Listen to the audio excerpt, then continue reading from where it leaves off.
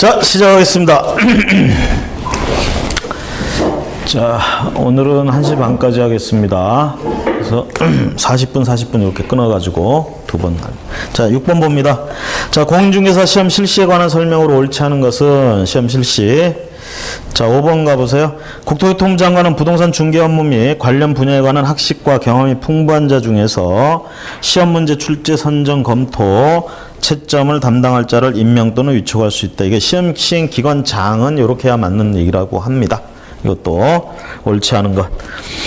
자, 그래서 5번이 옳지 않고요. 국토교통부 장관이라고 해서 옳지 않습니다. 자, 나머지 내용은 우리 교재에서 이제 다 본 내용인데 1번에 시험 시행 기관장은 시험을 시행하고자 하는 때는 일시, 장소, 방법, 결정 방법, 응시 수수료 반환에 관한 사항 등 시험에 시행에 관한 필요한 사항을 90일 전까지 관보 및 일간신문에 공고 90일 전까지. 시험 시행 기관장은 응시 수수료 납부한 자가 응시 의사를 철회한 경우에는 수수료 전부 또는 일부를 반환해야 됩니다. 국토교통부령이 정하는. 그다음 시험 시행 기관의 장은 공인중개사 시험 시행에 관하여 필요하다고 인정하는 업무를 위탁하고자 할 때 공기업 또는 준정부기관 협회에 위탁할 수 있고 1차 시험, 2차 시험 구분하여 시행하는 것이 원칙이다. 7번 가봅니다. 옳지 않은 것은 4번 볼까요? 시험 시행 기관장은 시험의 신뢰도를 크게 떨어뜨리는 행위를 한 출제위원이 있는 때에는 그 명단을 국토교통부 장관에게 보고하고 다른 시험 시행 기관장 및 그 출제위원이 소속하고 있는 기관의 장에게 통보한다. 그 국토교통부 장관에게 보고한다라는 내용은 없어요. 규정에. 마치 이렇게 해야 될 것 같은데 법에 이런 규정이 없어요.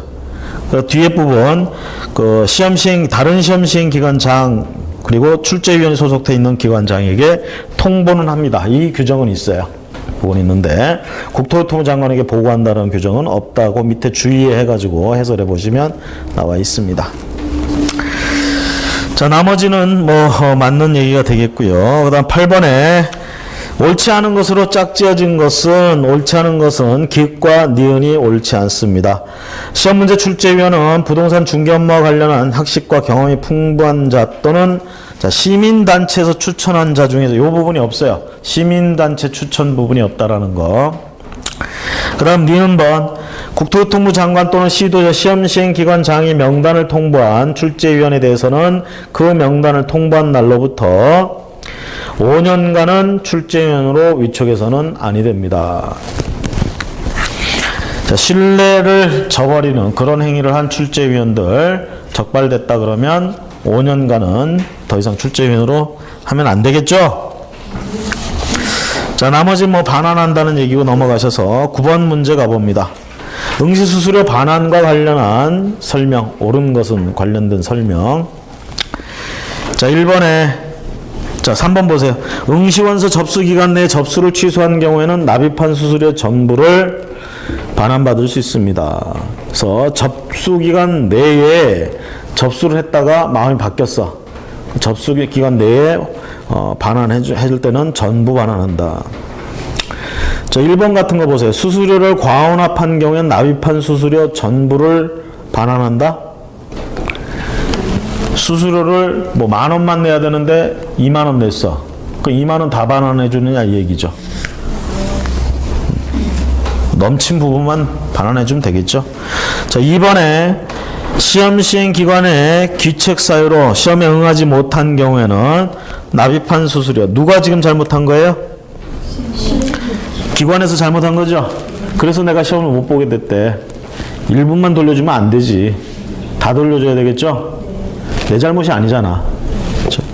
그래서 1번이나 2번은 충분히 외우지 않아도 우리가 납득할 수 있는 부분들이잖아요. 그래서 이걸 틀렸다라고 얘기할 수 있는 부분이 되는데 그 4번하고 5번은 이거는 외우는 수밖에 없는 거예요. 이거는. 그렇죠? 근데 이건 내지 않을 거라고 봅니다. 이런 건. 참고로 응시원서 접수 마감일 다음 날부터 7일 이내에 접수를 취소하는 경우에는 수수료의 100분의 60입니다. 50이 아니고. 그 다음에 4번에 마감 다음 날부터 7일 경과한 날부터 시험 10일 전까지 하면 50, 100분의 50. 그 4번하고 5번 같은 거는 외우지 않은 상황에서는 알 수가 없는 부분들이에요, 사실은. 그래서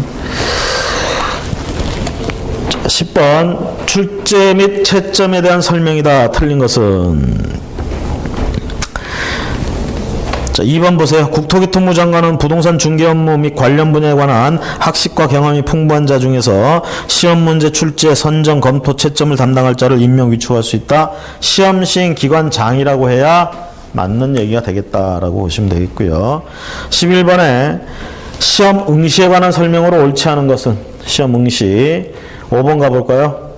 수수료 반환 절차 및 반환 방법 등은 국토교통부령으로 정하는 바에 따른다. 근데 이게 시험 시행 공고에서 정하는 바에 따른다. 이렇게 해야 맞는 말이다. 이렇게 봅니다.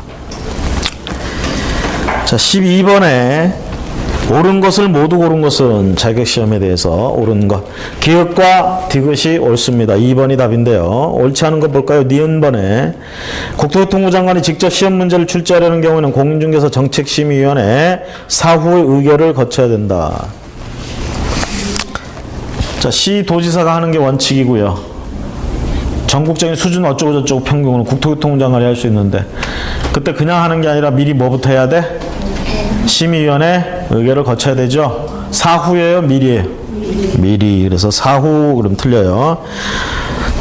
1번에 국토교통부 장관은 공인중개사 시험 합격자에게 자격을 교부한다. 자격은 누가 교부해요? 시도지사가. 자, 나머지는 옳은 지문이 되겠고요. 13번 시험 합격자 결정에 관한 설명으로 틀린 것은 합격자 결정. 자, 2번 볼까? 최소 선발 인원 또는 최소 선발 비율을 공고한 경우 2차 시험에서 매 과목 40점 이상, 전 과목 평균 60점 이상 득점한 자가 최소 선발 인원 또는 최소 선발 비율을 초과한 경우 최소 선발 인원 또는 최소 선발 비율에 해당하는 인원수로 합격자를 결정한다. 자, 나머지는 맞는데 2번 지문은요, 이런 얘기죠. 자, 여러분들 일단은 지금까지 이제 그 공고된 것 중에 공고문 중에 공인중개사 몇 명 모집한다 이런 말이 있어요, 없어요? 그러니까 몇 명 자격증 주겠다 이런 말 없죠? 그렇죠? 아직까지는 뭐 최소 선발 인원 이런 걸 정하지는 않았어. 근데 이제 하게 된다면 이제 여기 있는 말대로 해야 되는데, 예를 들면 1000명을 자격증을 주겠대. 그 1000등까지만 자격증을 갖는 거야. 2차에서. 그렇죠? 자, 그런데 1000등까지의 동차가, 그러니까 동순위가 여러 명이야. 그 예를 들면 999명까지 딱 있고 1000번째 되는 사람이 또 1000명이야. 어떻게 할까 이거? 그 1000명 중에 제비뽑기? 그럴 순 없잖아. 그쵸? 그럴 때 같은 레벨에 들어가는 그 1000명을 모두 다 합격자로 한다. 이렇게 보시면 되겠어요. 합격자로. 그래서 일단은 선발 예정 인원이나 이런 것들을 지금까지는 안 했는데 혹시 한다면 그때 우리가 그 예정 인원이 들어갈 그 점수 합격 때 다른 사람들까지 다 같이 있다 그러면 그 숫자 다 포함시켜준다. 이렇게 보시면 되겠어요. 그래서 2번 지문은 그 인원수까지만 한다 이렇게 할 수가 없어요, 사실. 그래서 해설해 보시면 그 초과하는 숫자도 다 합격자 시켜준다, 합격시켜준다는 뜻이에요. 그래서 2번이 옳지 않고요. 14번에 자격증 교부에 대한 설명으로 옳지 않은 것은 2번에 가보신 시도지사는 시험 합격자의 결정 공고일로부터 3월 이내가 아니고 1개월 이내에 시험 합격자에게 자격증을 교부해야 된다. 한 달. 뭐 나머지 지문들 뭐 다 맞는 지문들이고 15번 가봅니다. 옳은 것은 3번 보세요. 누구든지 다른 사람의 공인중개사 자격증을 양수하거나 대여받아 이를 사용하여서는 아니 됩니다. 이를 위반한 경우 1년 이하 징역 또는 1년 이하 벌금에 처한다. 자, 자격증을 양수하면 안 되죠. 빌려준 사람은 어떻게 돼요? 행정처분. 자격 취소당하죠. 빌린 사람은 행정처분할 게 없잖아. 벌칙이라도 해야 되는데 우리가 생각만큼 이 벌칙이 세질 않아요. 1년 1천만 원. 자, 3번이 옳고요. 그 다음에 1번 봅니다. 공인중개사 자격이 취소된 후에 5년이 경과되지 아니한 자는 공인중개사가 될 수 없다. 일반적인 취소의 경우는 3년이죠. 3년간. 그 다음에 2번에 다른 사람에게 자기의 성명을 사용하여 중개 업무를 하게 하거나 자기의 공인중개사 자격증을 양도 대여해서는 아니 됩니다. 이를 위반했을 때는 취소될 수 있습니까? 취소해야 됩니까? 취소, 반드시 취소되죠. 우리가 자격 취소에는 취소할 수 있다는 말이 없죠. 반드시 취소죠. 등록 취소는 임의적 등록 취소와 절대적 등록 취소 이렇게 나오죠.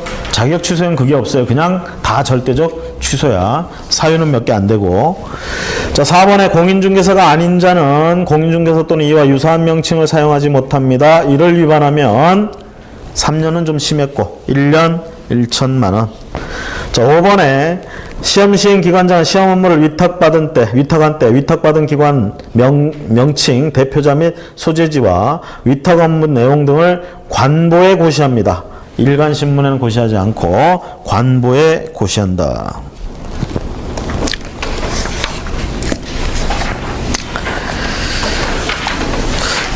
우리가 이런 걸 이해를 해야 풀 수 있는 문제인가요?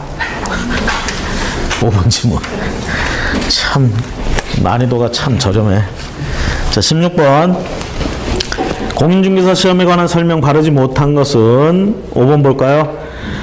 부정한 행위를 한 응시자에 대해서는 시험을 무효로 하고 시행일로부터 3년간 응시 자격을 정지한다가 아니라 5년간 응시 자격.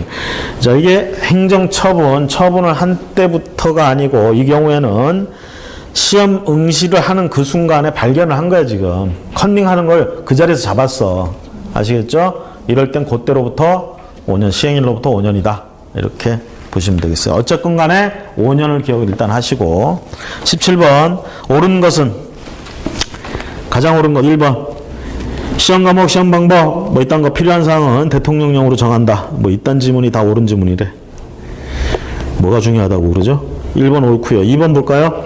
시도지사는 공인중개사인 개업공인중개사에 대해서는 6월의 범위 내에서 자격정지를 명할 수 있다. 자격정지 처분은 누구한테 하는 거예요? 개업공인중개사한테 하는 게 아니죠.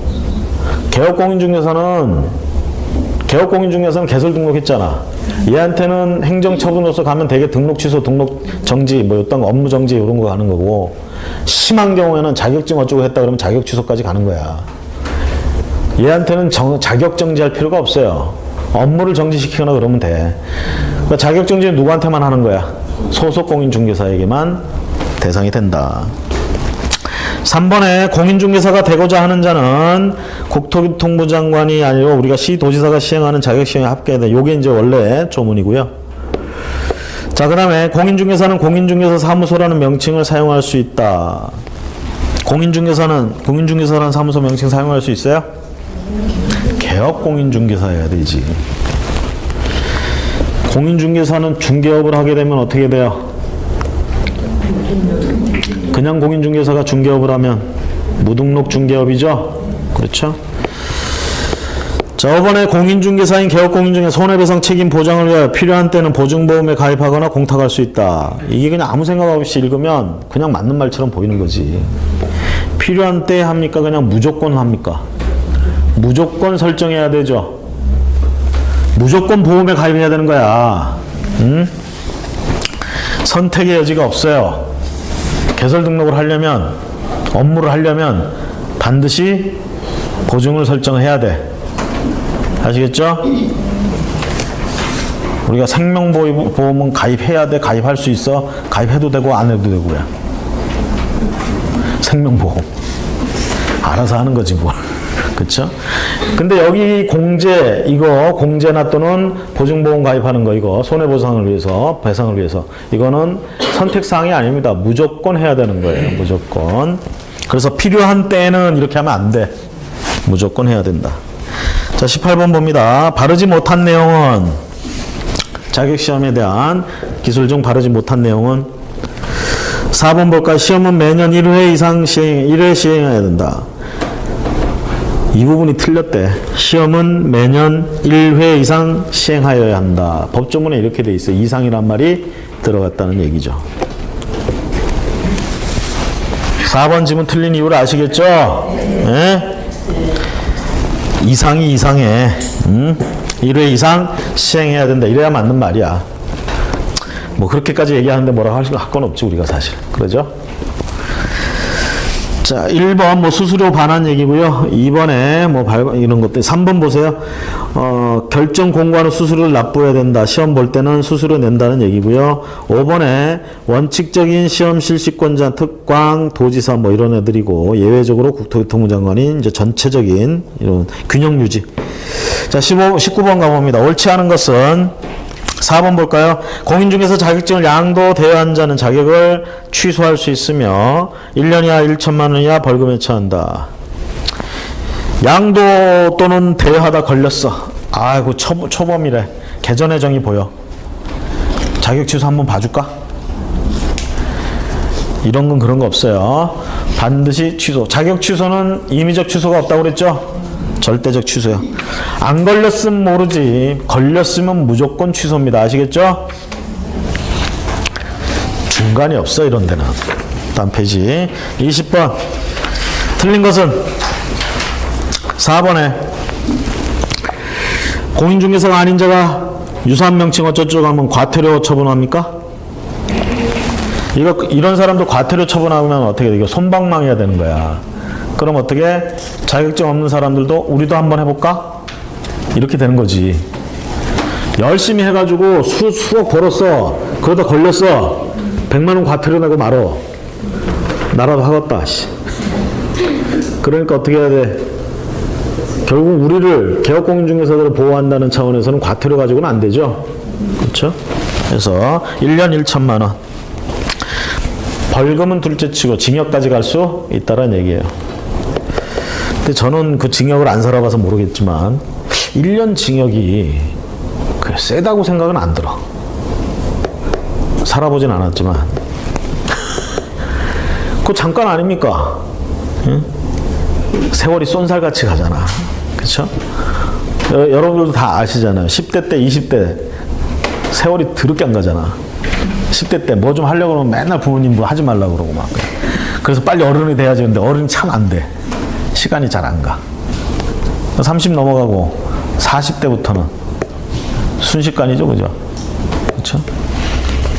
언제 이렇게 됐는지 모르겠어. 언제. 아직 40이 안 되신 분들이 많구나. 쏜살같이 갑니다. 그런 측면에서 보면 1년 들어가서 살았다. 인생에서 1년. 얼마나 대단하다고 그러죠?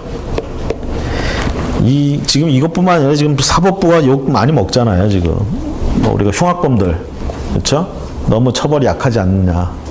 양형 기준이 너무 약하다. 뭐 이렇게 얘기를 하는데. 그 판사들 재판한 거 보면, 그 판결 내린 거 보면 엉뚱한 거 많아요. 이 사람이 이게 사람 맞나 싶기도 해. 보통 우리하고는 생각이 다른가 봐. 그래서 시험 공부만 딸랑 해가지고 합격한 애들은 문제라는 얘기예요. 그래서 로스쿨 해놨는데 그러다 보니까 또 로스쿨은 또 어떻게 변해서 금수저들 저기 하죠 또. 있는 애들 저기 하고. 평등히 하늘래 평등해질 수가 없는 사회로 가고 있어요 지금. 가장 평등한 거 공인중개사야. 이 시험만큼 평등한 거 없어요. 아시겠죠? 이건 금수저가 뭐 하고 해서 합격시켜주는 거 없어. 아시겠죠? 응? 여러분 대한민국에서 가장 공평한 시험을 지금 응시하는 거야. 자부심을 가지세요. 그리고 시험 난이도가 굉장히 높아요.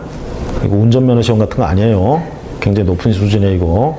여러분들은 그런 어려운 시험을 지금 응시하고 있는 거야.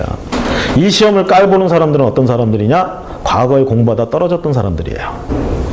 과거에 공부하다 떨어지고 나서 다시는 이 공부를 안 하는 사람들이 비웃고 다녀요. 이 시험 후졌다고 비웃고 다녀. 수준이 후졌다고 막 그러고 다녀. 그렇게 수준이 후졌으면 자기들은 합격해야 될 거 아니야. 그죠? 그래서 그런 사람들 말에 현혹되지 마시고요. 자부심을 가지고자 오늘도 우리가 활기차게. 자, 21번 자격증 등에 관한 설명으로 옳은 것은 보겠습니다. 옳은 건 일단 2번이에요. 무자격적인 을이 공인중개사인 간명의의 중개사무소에서 동업 형식으로 중개 업무를 한 경우 을은 형사처벌의 대상이 된다. 무자격자인 을이 공인중개사인 간 명의의 중개사무소에서 동업 형식으로 자, 중개 업무를 했대.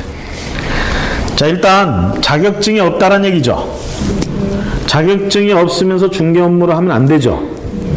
근데 중개사무소에 출퇴근도 못 합니까? 자격증 없는 사람은 뭐가 될 수 있어? 소속공무원, 중개보조원이 될 수 있죠. 근데 중요한 건 중개보조원도 등록해야 돼요. 그렇죠? 그런 얘기 없는 거 봐서는 이 사람은 중개보조원 아니고, 만약 이 사람을 중개보조원으로 본다고 하더라도 중개 업무를 직접 하면 안 되죠. 그렇죠? 관련된 단순한 업무만 하게 돼 있어, 법상으로는. 그렇죠? 그래서 일단 중개보조원은 아니라고 보고요. 중개보조원이어도 문제지만 아니라고 보고, 그러면 결국은 이 사람은 뭐야? 같이 하고는 있지만 그 자격증을 대여받아서 하는 거나 별 상관이 없다, 이렇게 보는 거예요, 결론적으로. 그래서 거기 형사처벌까지 갈 수 있다라는 거. 자, 1번에 보시면 공인중개사 자격증은 특정 업무를 위하여 일시적으로 대여할 수 있다? 이런 조문을 보신 적이 없죠? 지금 항상 시험 문제는 우리 실무 파트 말고 앞부분에 나오는 문제는, 40문제 중에 앞부분에 나오는 건 공인중개사법을 기준으로 내는 문제예요. 항상 근거는 공인중개사법을 기준으로 생각을 하셔야 돼. 이런 점은 본 적 없죠, 공인중개사법에서. 그 다음에 3번에 공인중개사 자격증을 대여받은 자가 임대차 중개를 의뢰한 자와 직접 거래 당사자로서 임대차 계약을 체결하는 것도 중개행위에 해당한다. 자격증을 대여받은 자가 임대차의 중개를 의뢰한 자와 직접 거래 당사자로서 임대차 계약을 체결한 거 중개행위에 들어갑니까? 일단은 중개행위에 들어간다 이렇게 되면 얘는 지금 어떻게 되는 거예요? 자격증을 대여받아서 했잖아. 이게 중개행위에 들어간다 그러면 자격증 대여받고 하는 행위에 해당이 되는 거예요. 그렇죠? 그럼 1년 1천만 원 처벌받는 거죠. 자, 그런데 보세요. 대여를 받았는데 중개를 한 게 아니라 뭘 한 거야 지금?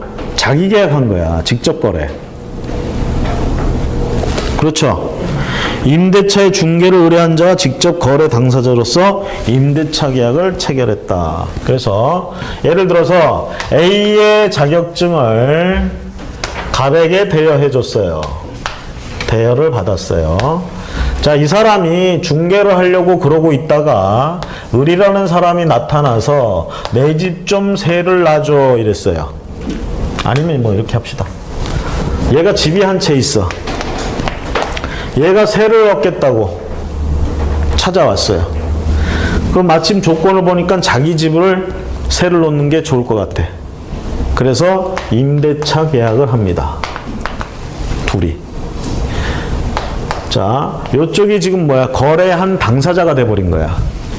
그렇죠? 이게 만약에 개업공인중개사다 그러면 이거 어디에 해당되는 거야? 금지행위에 들어가죠.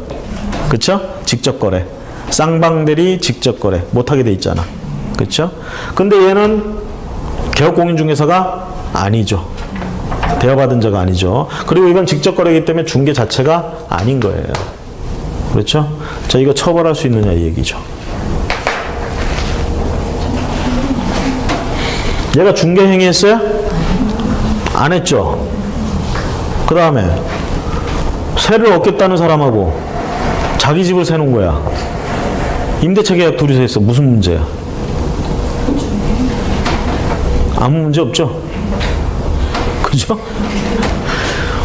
요 자격증 대여한 거하고 그 자격증을 써먹지 못했어 얘는. 그렇기 때문에 일단 요것만 가지고는 처벌할 수가 없어요. 그렇죠? 일단은 3번에 중개행위에 해당한다, 해당하지 않습니다.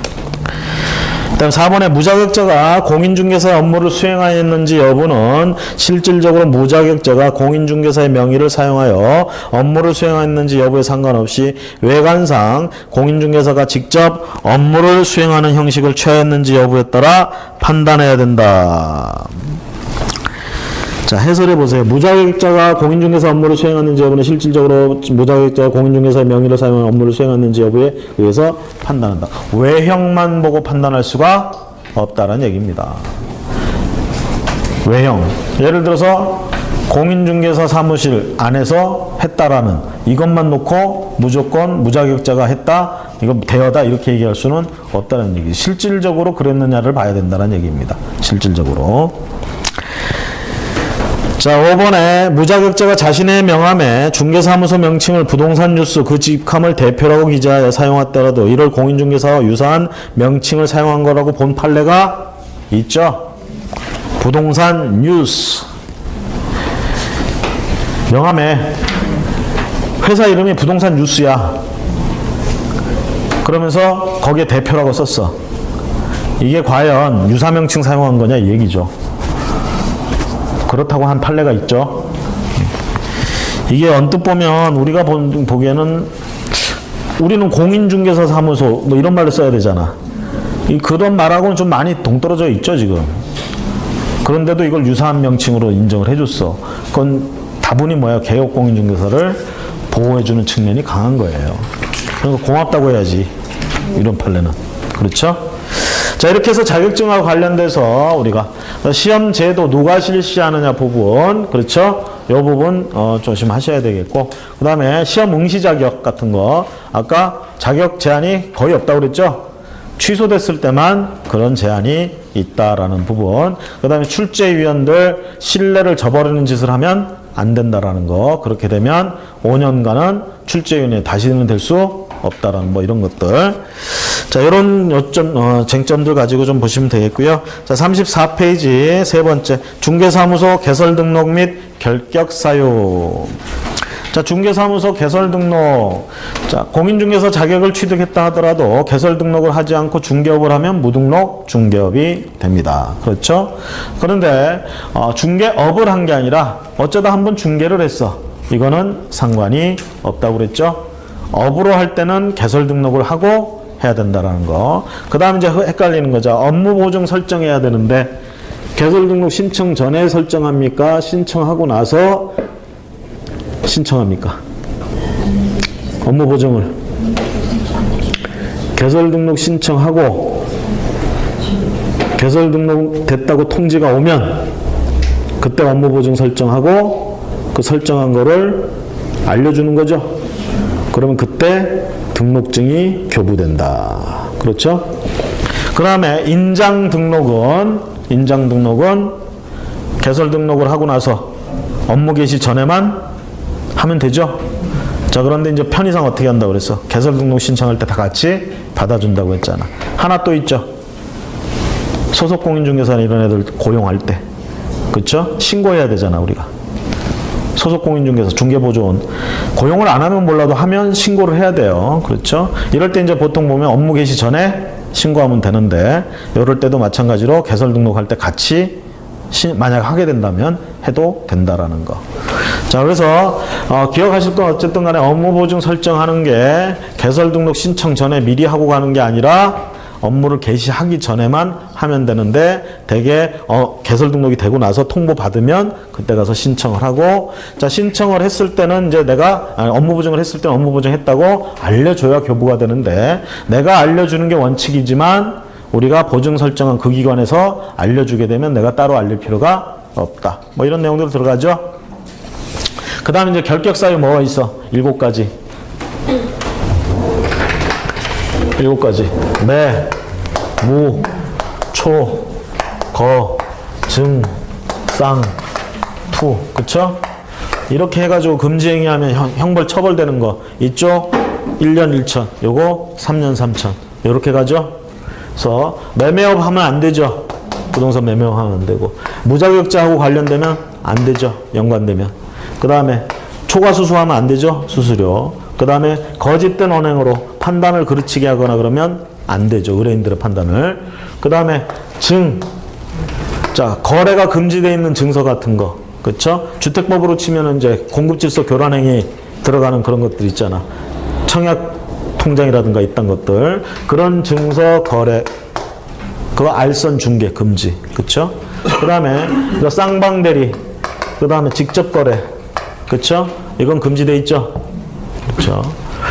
그럼 그냥 대리는 의뢰인 중에 한쪽을 대리했어. 응? 여기하고 여기하고 의뢰인인데 A가 얘가 자리에 없어가지고 얘를 대리했어. 할 수 있어요, 없어요?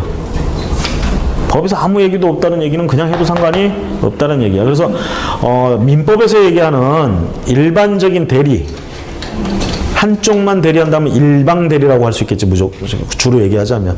그런 건 가능해요. 얼마든지 하고 있고 현장에서도 늘상 있는 일이야, 되게. 며칠 전에도 또 사건 하나 터진 거 있더만 보니까. 집주인들이 되게 지방에 살아. 그걸 맡겨놨어. 네가 알아서 해라 그러면서 이제 전세를 알아. 그랬더니 지멋대로 월세를 놔가지고 전세 보증금을 아니다 월세를 놓으라고 그랬더니 나 헷갈린다. 씨. 난 나쁜 짓을 할 수가 없어. 월세 놓으라고 그랬더니 지가 전세 놔가지고 그렇죠? 전세 보증금 딱 저기 하고 월세를 매달 입금하는 거야. 그렇게 해가지고 몇십억 지금 걸렸잖아요, 결국은. 응? 그럴 때 보세요. 이제 맡겨놓은 사람, 집주인, 요거 대리해가지고 거래한단 말이에요. 임대차계야. 그렇죠? 그럴 때 이제 이렇게 여러분들, 이렇게 임차인으로, 대개 이제 구조가 이렇게 돼. 이런 중개 행위에서 일단 하는 게 물건 가진 쪽을 대리할 때 주로 이런 일이 많이 터져요. 대리할 때. 이쪽에서는 얘 말을 믿는 것도 중요하지만 믿었는데 이런 일이 생긴다니까. 그래서 주인하고 직접 통화를 한 번이라도 하고 뭐라도 있어야 돼, 건덕지가. 응? 그렇지 않으면 이런 인간들이 이제 우리의 참 명예에 먹칠을 하는 거지. 그렇죠? 근데 이런 놈은 어느 조직을 가나 다 있어요. 변호사들도 국회의원들도 봐봐. 우리가 300명이 다 똑바로 돼 있는 놈도 아니잖아. 꼭 물을 흐리는 애들이 있어요. 이런 애들 때문에 전체에 도매급으로 넘어가는 게 그게 억울한 거지. 아유, 참, 씨. 때려줄 수도 없고, 그렇죠? 이게 내 같은 우리 저기로서 뭐 이걸 떠나서 당하는 사람 입장에서 보면 이런 사람들한테, 그렇죠? 되게 임차인들은 그 보증금이 전 재산일 수 있단 말이에요. 이런 걸 갖다가 이렇게 해버리면 참 나쁜 놈이야. 우리가 이제 옛날로 치면 홍길동이나 이런 애들은 우리가 인정을 해주는 게 왜 있는 놈 거 뺏어다가 저기 하잖아. 꼭 없는 애들 거 저기 털어가니. 그러니까 여러분들이 뭘 뺐더라도 있는 애들 걸 뺏으세요. 있는 애들 거 뺏는 게 힘들어 진짜. 있는 것들이 더 한다고도 하잖아. 그래서 우리가 결격사유, 그 다음에 이제 뭐가 있어요? 투기행위, 그렇죠? 그래서 중간생각 등기나 뭐 이딴 것들, 요거 알선 뭐 이렇게 하거나 그렇게 유도하거나 뭐 이런 얘기들, 투기를 조장하는 이딴 것들은 금지돼 있다. 그래서 7가지 결격사유까지 해가지고 요 파트에서 이제 우리가 봐야 될 것들. 자, 중개사무소 개설 등록 1번 문제 봅니다. 옳지 않은 설명은 개설 등록 기준. 그러면서 이제 여기서 이제 관계되는 것도 그게 있죠. 부칙 6조의 중개업자. 그죠? 그 사람들은 부칙 6조 개업공인중개사 뭐 이렇게 부르자고 했잖아, 우리가. 과거부터 기존에 해오던 기득권 인정해 주는 거. 자, 업무 범위에 있어서 이제 차이가 있죠. 그렇죠? 다른 건 다 할 수 있는데 뭘 못해? 경매, 공매, 알선 뭐 이런 거, 요거 관련된 거 못하고요. 지역적으로 이제 구분이 되죠. 지역적으로는 해당 시도 안에서만 할 수 있다라는 거. 그 다음에 이제 이 사람이 이제 자격증을 만약에 절치부심 공부해가지고 자격증을 취득했어. 그래서 이제 간판 내리고 개업공인중개사로 지금 바꾸려고 그래. 그렇죠? 종별 바꾸는 거죠, 이런 걸. 이런 거 바꿀 때, 자, 등록증 우리가 재교부 하느냐, 재발급이냐, 이 문제. 같은 구역 안에서 할 때는 재교부로 가죠. 우리가 보통 개업공인중개사가 법인으로 바꾸려고 그래. 이럴 때는 재발급이야. 재신청해야 되는 거예요. 그렇죠? 등록증 있던 거 그냥 재교부로 끝나는 게 아니야. 그런데 부칙 6조의 중개업자가 개업공인으로 갈 때는 재교부로, 등록증 재교부로 갈 수 있다. 다만 얘가 법인으로 하려고 한다든가 또는 지역을 벗어나서 다른 데로 가서 하려고 할 때는 얘도 재발급을 받는 수밖에 없어요. 재등록 신청하는 수밖에 없다. 그래서 딱 한 경우 재교부되는 거. 우리가 보통 등록증 재교부는 어떤 경우야? 분실, 훼손 이랬을 때 하는 게 원칙이잖아요. 분실이나 훼손됐을 때 재교부하는 거야. 쉽게 얘기하면 새 거로 바꿔주는 거야. 어? 종이 새 거로 바꿔주는 거야. 그 재교부가. 어? 그런데 이렇게 분실 훼손이 아닌 경우에 재교부하는 케이스 중에 대표적인 게 부칙 6조가 이렇게 관할 안에서 자격증 취득했다고 요거 종별을 개업으로 바꿀 때 재교부. 됐죠? 자, 그런 부분하고요. 그 다음 이제 개설 등록 기준. 그렇죠? 자, 법인의 경우에 이제 시험 문제가 자주 나올 수가 있죠. 법인은 우리가 주된 사무소, 분사무소도 설치할 수 있잖아. 그러면서 일단은 뭐 기준으로 치면 공인중개사 자격은 당연히 있어야 되고요. 그 다음 우리가 실무교육을 수료해야 되죠. 실무교육. 그러니까 실무교육 받고 이제 그 다음에 업무보증 설정은 등록한 다음에 나온 다음에 우리가 하는 거고. 그 다음에 뭐가 필요해? 사무소가 필요하잖아.